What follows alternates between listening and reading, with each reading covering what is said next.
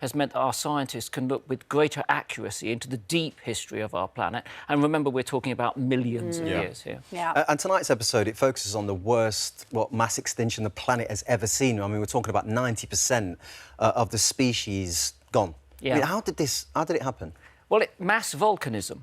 So there's always been a juxtaposition, an interplay between the physical forces, the geology, if you like, of our planet, and life. And life has had an influence too, but on this occasion, there was an area called the Siberian Traps, where Siberia is now, of volcanoes that covered an area the size of Australia with molten magma, then set the coal alight under the ground, mixed with salt, pumped the atmosphere full of toxic gases and wiped out 90% of life on Earth. But another thing that comes through our series is that, I mean, complex life evolved not too long ago, but life itself, way back, billions of years ago, the tenacity of life. Whatever our planet has thrown at it, it's managed to bounce back, up until this point at least. Because that's kind of what scared me a little bit, because we're talking about so long ago.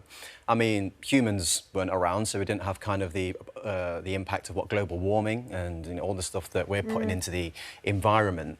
This has happened naturally. Is it? I mean, is it something that could happen again? It's a pretty grim question, but super volcanoes, they're just waiting, aren't they? Yellowstone and so forth. And the thing is, we've lived for a period now of remarkable stability since the asteroid hit 65 million years ago that took out the dinosaurs. It's been pretty stable on planet Earth. I mean, there were some fluctuations that have occurred, but certainly during our tenure, virtually nothing's happened. And yet, in the last 150 to 200 years, we've turned up the temperature very much more quickly than has ever happened before. And as the series reveals, the consequences of that are catastrophic and long-term. And when we say long-term, we're talking of millions of years to recover. Wow. So what we're doing at the moment is going to have a long-lasting legacy. Well, as you say, it's all about appreciating planet Earth, isn't it?